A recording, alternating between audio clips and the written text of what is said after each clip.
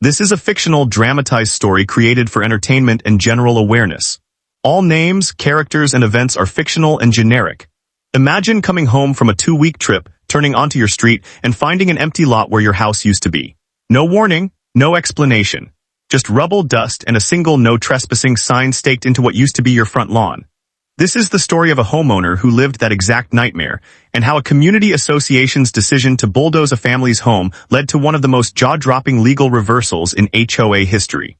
Names and details have been changed, but stories like this happen more often than you'd think. Let's get into it. Our homeowner, we'll call them Jordan, spent 12 years saving for a modest 3-bedroom house in a quiet residential community. It wasn't fancy. A small porch, a garden Jordan planted by hand, a basketball hoop for the kids. Jordan worked long shifts, paid the mortgage on time every month, and rarely missed a single HOA due. To Jordan, that house wasn't just property. It was proof that years of sacrifice had finally paid off. Like many planned communities, the neighborhood was governed by a homeowners association, a board of elected residents responsible for enforcing shared rules. Lawn height, paint colors, fence styles, parking restrictions. In theory, these rules protect property values. In practice, they can hand a small group of people enormous power over their neighbors' lives. At the head of this particular board sat a man we'll call Board President Grant, a retired real estate manager known for treating every rule violation like a personal offense. Neighbors described him as someone who measured grass with a ruler. Under Grant's leadership, the board had a reputation: find first, ask questions never. It started small. Jordan's mailbox post had faded half a shade lighter than the HOA's approved color chart. A letter arrived, a $150 fine, along with a warning that failure to repaint within 14 days would result in additional penalties. Jordan repainted the post within a week. The fine stayed on the books anyway. Over the next few months, more letters came: a trash can left out an hour past pickup, a garden hose visible from the street. Each one came with a fine, and each fine came with compounding administrative fees. Within 6 months, Jordan's HOA account showed nearly $4,000 in unpaid penalties for infractions that had all technically been corrected. Jordan requested a hearing, bringing photos, timestamps, and repair receipts proving every violation had been fixed promptly. The board listened for exactly 6 minutes before voting unanimously to uphold every fine. No explanation was given. The message was clear. In this community, the board's word was final. Buried in the HOA's bylaws was a rarely used clause allowing the board to declare a property abandoned or a safety hazard if fines went unpaid for over 90 days, and to take corrective action including demolition to protect community value.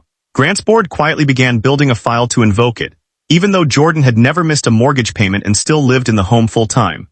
When Jordan's job offered a rare 2-week overseas training opportunity, Jordan did everything right, submitting written notice to the HOA office, as required by community policy, listing the exact departure and return dates. The notice was logged and filed. Grant read it, and according to later evidence, saw it as an opportunity. 9 days into Jordan's trip, heavy machinery rolled onto the quiet street. Neighbors, stunned, pulled out their phones and started filming as an excavator tore into the roofline. Some ran outside, shouting that the homeowner was away, not gone for good.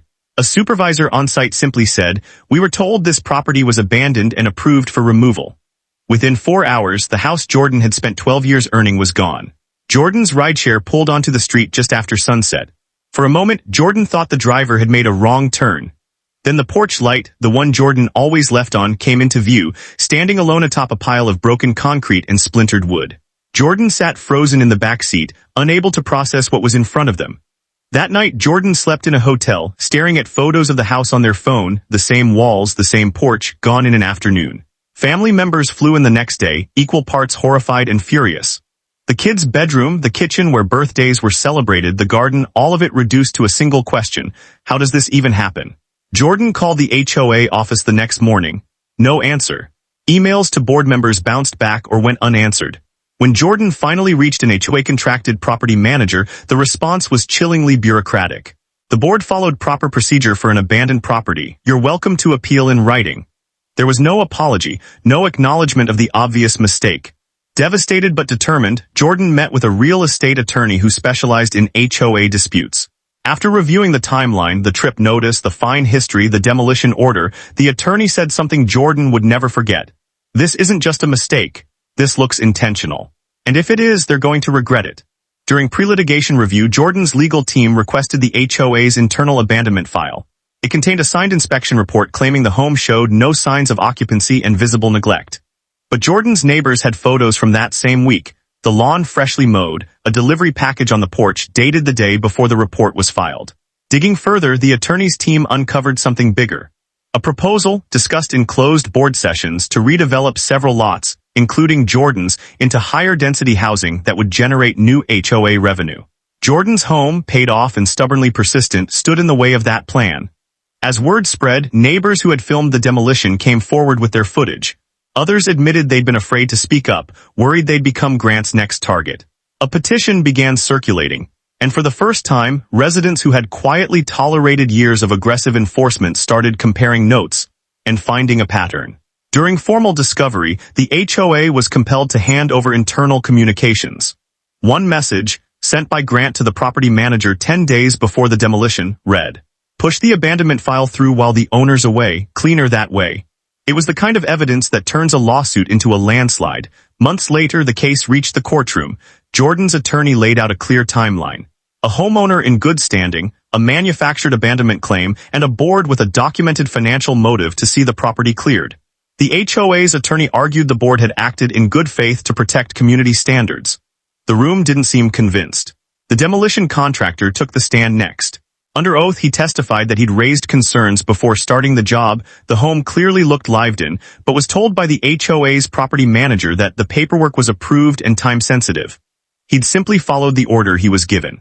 When Grant himself testified, Jordan's attorney walked him through the timeline, fine by fine, letter by letter, ending with the leaked message, "Push the abandonment file through while the owner's away." Grant's explanations grew shorter. His pauses grew longer. By the end, even the HOA's own attorney seemed to be bracing for impact. The defense's final witness, another board member, admitted under questioning that the no signs of occupancy report had never actually been reviewed by the full board before demolition was approved. It had simply been signed off by Grant alone. The claim of a careful, procedural process fell apart in real time. As the judge took the case under advisement, Jordan sat in the hallway outside the courtroom, thinking not about money, but about the porch light, the garden, the birthdays. Whatever the ruling, nothing could hand back the exact home that had been lost. The only question left was what accountability would look like. When the judge returned, the ruling was unambiguous. The court found that the HOA board had acted in bad faith, fabricated grounds for demolition, and violated the homeowner's due process rights under the association's own governing documents. The order. The HOA was required to fully rebuild Jordan's home to its original specifications, and to pay $12 million in damages, covering the loss of the property, emotional distress, and punitive damages meant to deter similar abuses of power in the future. Gasps rippled through the courtroom.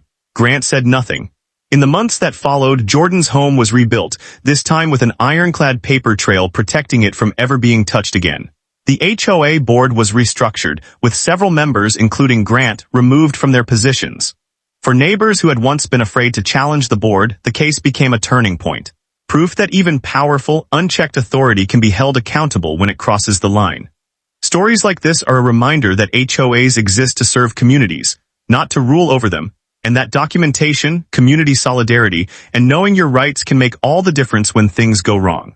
This story is for illustrative purposes and does not constitute legal advice. Has your HOA ever pushed the limits of its power? Share your own story in the comments below. You might not be as alone as you think.